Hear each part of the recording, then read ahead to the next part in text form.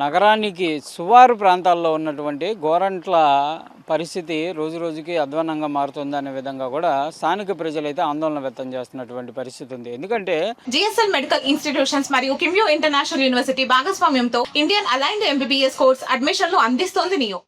గోరంట్లకు సంబంధించి నీటి సరఫరా అంశంలో ఇప్పటికే ఇబ్బందికర పరిస్థితులు ఉండటంతో ప్రజెంట్ ఆ పెంసానికి వచ్చిన తర్వాత ఈ గోరంట్ల నీటికి సంబంధించి ఒక ట్యాంకు నిర్మాణం చేపడుతున్నారు. అయితే గోరంట్లో ఉన్నటువంటి కొంత చెరువుకి సంబంధించి నీటిని వీళ్ళు ఉపయోగించుకునేటటువంటి పరిస్థితి ఉంటుంది. కానీ వీరికి ఆ నీటి సరఫరా అవ్వకుండా వీళ్ళేమో డబ్బాల్లో పెట్టుకునేటటువంటి పరిస్థితుల్లో గోరంట్ల వాసులు ఉంటే, ఇక్కడ స్థానికంగా ఉన్నటువంటి కొంతమంది పొలిటికల్ లీడర్స్ మాత్రం ఇక్కడ ఉన్నటువంటి ఈ చెరువులో ఉన్నటువంటి నీరు ఏదైతే ఉందో దాన్ని అంతా కూడా పూర్తి స్థాయిలో తరలించేస్తున్నటువంటి పరిస్థితి ఉందంటూ కూడా స్థానికులు కొంతమంది ఉదయం సమయంలో ఈ ట్యాంకర్లను అడ్డుకోవడం జరిగింది.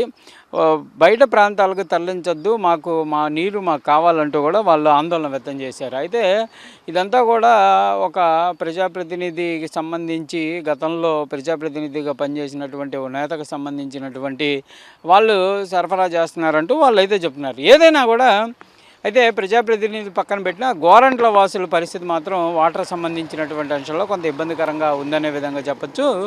అందుకే వాళ్ళంతా కూడా ఆడవాళ్ళు ఈ ట్యాంకర్లను అడ్డుకున్నటువంటి పరిస్థితులు ఉన్నాయి. ఉదయం సమయంలో కొంత గందరగోళం చేయడంతో కొంతమంది అధికారులు వచ్చి వాళ్ళకి హామీ ఇవ్వడం జరిగింది. అయినా కూడా నిరంతరం ఈ గోరంట్ల ప్రాంతం నుంచి నిరంతరం వాటర్ ట్యాంకు ఇక్కడ ఉన్నటువంటి చెరువుల నుంచి వివిధ ప్రాంతాలకి ఈ చుట్టుపక్కల ఉన్నటువంటి విద్యా సంస్థలన్నిటికీ గోరంట్లలో ఉన్నటువంటి నీటి చెరువుల ద్వారానే నీరు సరఫరా జరుగుతున్నటువంటి పరిస్థితి ఉంది. వాళ్ళు ఆ లోపలగా బోర్వెల్లు వేయించుకున్నా అవంతా సరిపోవు కాబట్టి ఇక్కడి నుంచే వాటర్ని తరలించేటటువంటి ప్రయత్నం అయితే జరుగుతుందంటూ కూడా చాలా ఏళ్ళగా చర్చ జరుగుతుంది. దానికి అడ్డుకట్టు వేయాలనేది స్థానిక ప్రజలు. మరి ఇప్పటి వరకు అయితే గవర్నమెంట్ వీటికి సంబంధించి ఎక్కడా కూడా యాక్షన్ ప్లాన్ తీసుకుంటున్నటువంటి పరిస్థితులు లేవు.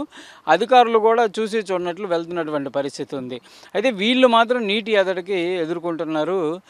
బాగా ఎండగా వచ్చి నీళ్లు కనుక 2-3 రోజులు రాకపోతే ఇక అసలు ఎండిపోయేటటువంటి పరిస్థితి. ఆ ట్యాంక్ ఏదైతే గోరంట్ల వాటర్ ట్యాంక్ పూర్తి స్థాయిలో అందుబాటులోకి వస్తే తప్పితే వీళ్ళకి నీరు అందుబాటులోకి వచ్చేటటువంటి అవకాశాలు ఉండవు.